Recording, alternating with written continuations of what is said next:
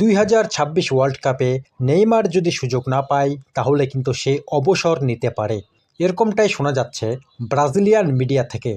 তো এই নিউজটা কতটা ঠিক আর কতটাই ভুল সেটা কিন্তু আমরা দেখব, আর নেইমারকে নিয়ে কি কি সম্ভাবনা আছে এই ওয়ার্ল্ড কাপে সেটাও আমরা দেখব। তো সবার প্রথমেই বলবো নেইমারের ইনজুরি নিয়ে। নেইমার কিন্তু একজন ইনজুরি প্রবণ প্লেয়ার, এটা কিন্তু সকল ফুটবল ফ্যানরাই জানে। সে কিন্তু তার কেরিয়ারের শুরু থেকেই বারবার ইনজুরি পেয়েছে, আর যত বয়স বেড়েছে ততই তার ইনজুরির পরিমাণ বেড়েছে। তো বর্তমানে কিন্তু নেইমারের শারীরিক কন্ডিশন খুবই খারাপ। সে কিন্তু লাস্ট কয়েক সিজনে খুব বেশি ম্যাচ খেলতে পারেনি। এই সিজনেও যদি আমরা দেখি, সে কিন্তু মাত্র 20টা ম্যাচ খেলেছে তার ক্লাব স্যান্টোসের হয়ে।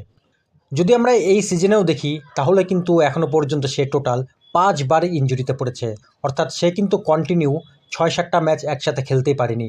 আর এরকম একজন ফিটনেস প্লেয়ারের ব্রাজিল দলে সুযোগ পাওয়া কিন্তু খুবই কঠিন, সেটা নেইমারের মতো যতই বড় নাম হোক না কেন। কারণ ব্রাজিল কিন্তু ফুটবলের অনেক বড় একটা নাম, তারা কিন্তু সবথেকে বেশিবার ওয়ার্ল্ড কাপ জিতেছে। নেইমার কিন্তু নিজে চায় ওয়ার্ল্ড কাপে খেলতে, সে কিন্তু অনেক চেষ্টা করছে তার ফিটনেসকে ফিরে পেতে। কিন্তু শুধু তার ফিটনেসই প্রবলেম না, তার পারফরমেন্সও কিন্তু একদমই খারাপ এই মুহূর্তে। মরশুমের শুরু থেকে সে কিন্তু খুবই ভালো খেলেছিল স্যান্টোসের হয়ে।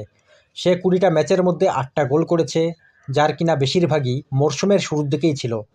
তো ফুটবলের সবথেকে বড় দুটি জিনিস কিন্তু নেইমারের কাছে এই মুহূর্তে নেই, একটা হলো ফিটনেস আর একটা হলো পারফরমেন্স। যার জন্য নেইমার যতই চাক না কেন সে কিন্তু ওয়ার্ল্ড কাপে খুব সহজে চান্স পাবে না। এবার যদি আমরা 2 নম্বর পয়েন্টে দেখি, ব্রাজিলের নতুন কোচ কার্লো আনচেলত্তি। যেসব ফুটবল ফ্যানরা ডন কার্লো আনচেলত্তিকে চিনে বা রিয়াল মাদ্রিদকে ভালো মতো ফলো করেছে, তারা কিন্তু সবাই জানে যে কার্লো আনচেলত্তির কাছে সবথেকে ইম্পর্টেন্ট হলো প্লেয়ারের ফিটনেস। আমরা দেখেছি যে রিয়াল মাদ্রিদে সে কীভাবে প্লেয়ারদেরকে ফিট রাখত। কার্লো আনচেলত্তি কিন্তু গেম প্ল্যান বা ট্যাকটিক্সের থেকেও প্লেয়ারদের সঙ্গে তার সম্পর্ক আর ফিটনেসকেই বেশি গুরুত্ব দিয়ে থাকে। তো সেই কার্লো আনচেলত্তি নেইমারের মতো একজন আনফিট আর অফ ফর্মে থাকা প্লেয়ারকে খুব সহজে দলে নেবে না।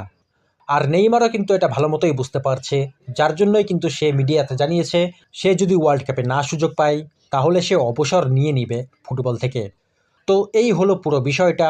খুব সম্ভাবনা আছে নেইমারের ওয়ার্ল্ড কাপে সুযোগ না পাওয়া আর অবসর নেওয়ার, কিন্তু আমরা প্রত্যেকটা ফুটবল ফ্যান চাই যে ওয়ার্ল্ড কাপে আমরা নেইমারকে শেষবারের মতো দেখি, আর সে যাতে এত তাড়াতাড়ি ফুটবল থেকে অবসর না নেয়।